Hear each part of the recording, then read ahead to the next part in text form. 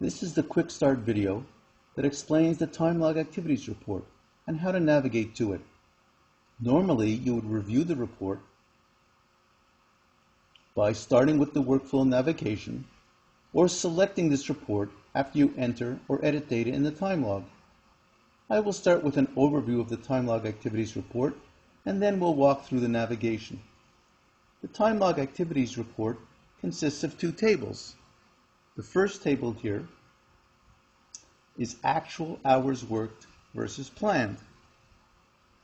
In table 2, we'll just scroll down to it, is the TimeLog activation logic. Now table 2 is displayed in confirmation purposes only and is normally reviewed only if there is an issue with the data displayed in table 1. I'm going to scroll back to table 1. The top of table 1 displays the following information. First, the date that the report is generated on and who the report is for, the person's name and the name of the company. There's also this TimeLog color code. First, red displays days where actual reported work hours exceeded the number of planned or scheduled hours on the date for this activity, either in the prioritized critical task calendar for sales task activities or in the work schedule for sales non-task activities such as consulting. So we see here an example of red. Green is where the actual worked hours are the same as the planned or scheduled hours. And again, an example here in green. See the numbers are the same. And in yellow, where the actual reported work hours were less than the planned or scheduled hours. And we see an example here. Also, we see the number of items, which is a number of sales task and sales non-task activity items displayed in this report. And finally, at the top, we see this earliest activity day displayed. And this is based on the maximum number of days to report TimeLog records prior to this report generation date, and this information is gained from your user profile. The main body of Table 1 consists of the following information for each reported activity. First, the activity date, which is the date on which the activity was entered into the TimeLog. The activity day, which is the day of the week, and the activity type. And there are two different activity types. Sales non-task activity, which we see here, and let's just scroll down to another example, and sales task activities. And I'll scroll back up to the top. If this is a sales task activity, the following information is also displayed. These columns are blank for sales non-task activities. So we see sales non-task activities, and we're going to go through these 4 columns. And here they are. The client name, the opportunity name, the stage name, and the task name. And I'll scroll back up to the top. And the next piece of information displays a specific activity, the name of the specific activity. Then we have the number of hours scheduled or planned from the prioritized critical task calendar or the work schedule, as we discussed before. The number of hours worked, which is the number of worked hours entered into the TimeLog on the date of this activity. Then the actual hours worked versus planned, which is the number of hours worked minus the number of hours scheduled or planned. And finally, actual hours percent versus planned, which is the actual hours versus planned as a percentage of the number of hours scheduled or planned.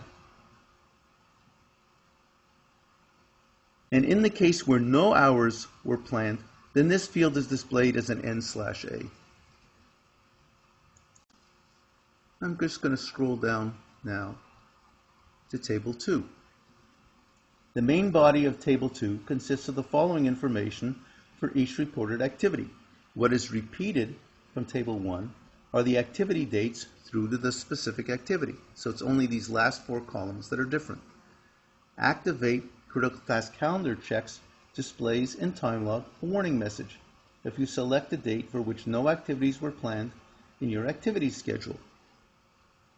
Activate reason logic in LogTime displays a table in TimeLog of predefined reasons you selected, while your actual work hours are higher or lower than planned.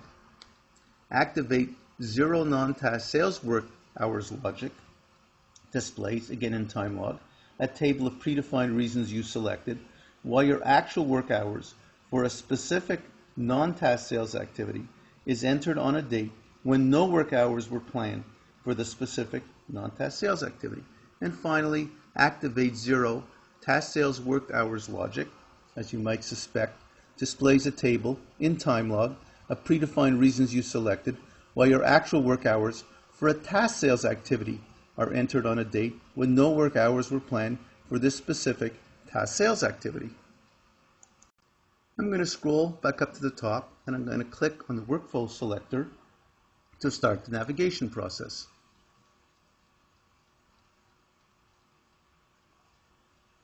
Navigation is the same as used by your internet browsers. For an expanded version of this tutorial with more detailed explanations, select the expanded TimeLog activities video. So I'm going to scroll down to the first choice. And first you select from the pull-down menu the workflow which you want to activate. All reports and alerts are found in the Run Simulation and Review Alerts and Reports choice. So we select it. And confirm this is your desired workflow by selecting Yes, Activate Selected Module. And we see that Time to Money displays your selected workflow home screen. Now we're going to scroll down. And next, we're going to select the individual report you want to view by selecting a single choice from the pull-down menu. So for this demo, I'm going to select TimeLog Activities Report. Here. And again, to confirm that this is the correct choice, we're going to select Yes, Activate Selected Module.